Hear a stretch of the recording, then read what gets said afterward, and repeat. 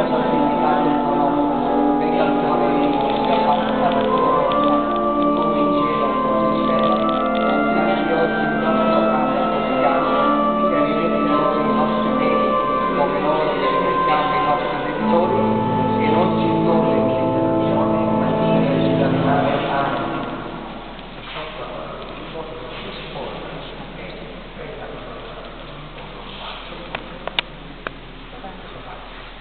No,